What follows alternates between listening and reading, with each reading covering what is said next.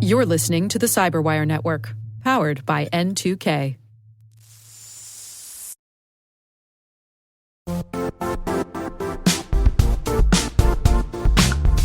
Now, a word from our sponsor, the Johns Hopkins University Information Security Institute, currently seeking qualified applicants for its innovative Master of Science in Security Informatics degree program.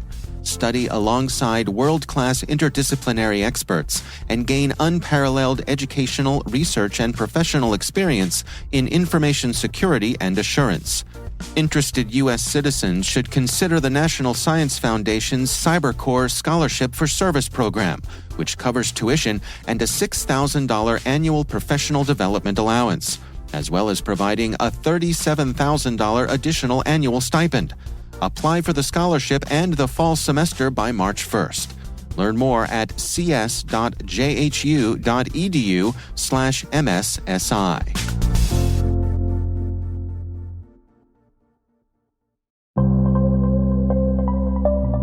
Hello, my name is Major General Lorna Mahlock. I am the Deputy Director for Combat Support for the Cybersecurity Directorate at the National Security Agency.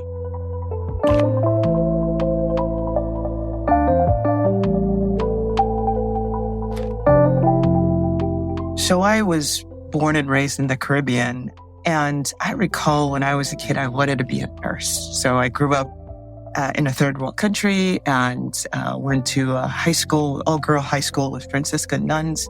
And there was just a, give back and caretaking that those nuns did that just made me think I wanted to be a nurse when I grew up. My mom came to the United States and then brought all of us as children with her. So we came here as teenagers, and we had two options. She said, hey, look, you either go to college or get a job, right? So I had graduated high school pretty early at age 16, and those were my options. I thought I'd outsmarted my mom when I, chose high adventure in the Marine Corps as a field radio operator. So I think that was when I started this technology journey. So joining the Marine Corps as a field radio operator in the old days where we had, field phones and slash wires, and we would, call up somebody at 3 miles at the end of that wire. This is me, over, old school technology. But that's how I got my start.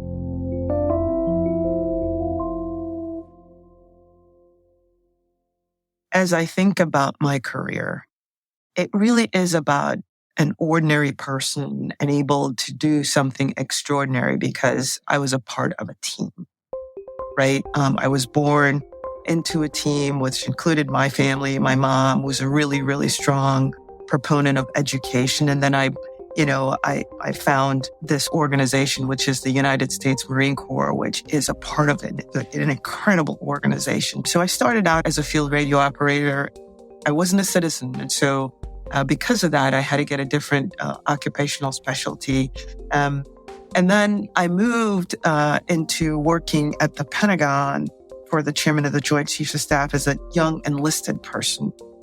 Back then, we had really, really good leadership, and somebody said, hey, look, we think you can do something different, right? And they enabled me to start going to school at the University of Maryland, taking night classes, and then moved on from there.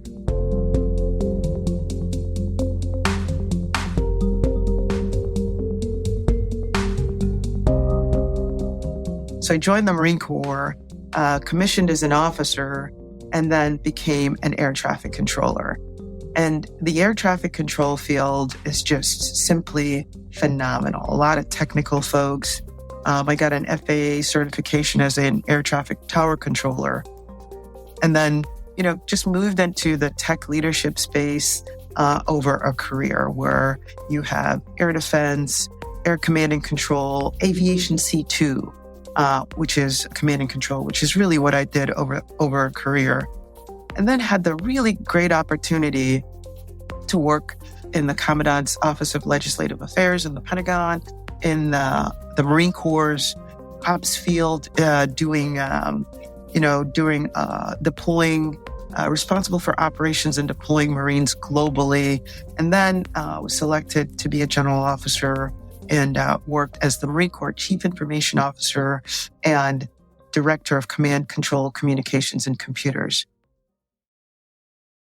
During that time, I also had a stint where I was able to get a degree in higher education and really focused on instructional technologies at the time. At the agency, I get to work with folks that their remit is every day is making sure that we protect our nation's national security systems from the adversary, whether they be nation state or malicious cyber actors, but also working with folks to be able to impose, really, really smart people to think about how we equip our national leadership to be able to use the SIGINT apertures that we have to be able to provide a national advantage to protect our nation's citizenry. So really, every day, that is really what we're about, really making sure that we protect our democracy and our people.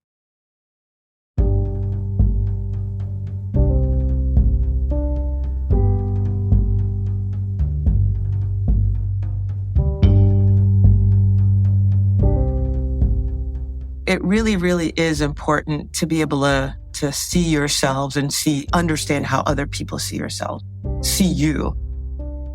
I tell people that every day I'm asking for their help to enable me to get better, right? I'm probably the most imperfect person you're going to find, but every day I show up and with a team, it really is about working to get better, right? It's about, given the opportunity that I have, how do I enable others to realize their full potential, right? So right now, it's not about me. It's really about how do I create opportunities? And one of the things that I like to talk about, it's ladders, right? How do you create ladders both? And people think about ladders as a vertical component. I think about ladders in terms of horizontal component in that you can create bridges, right? And ways over obstacles for not only for yourself, but for others and an entire organization.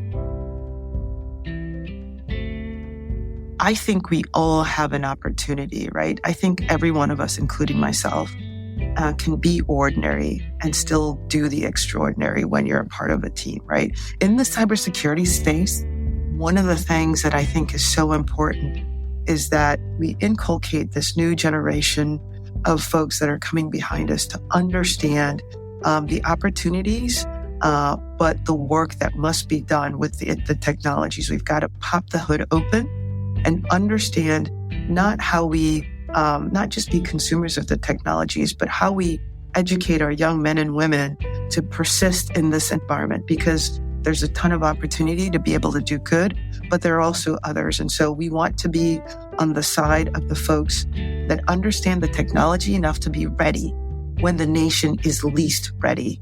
And that's the charge to our young folks, to be able to not just be consumers, but also be intellectually curious and to be able to help us to preserve and protect this great democracy, because there's very few like it.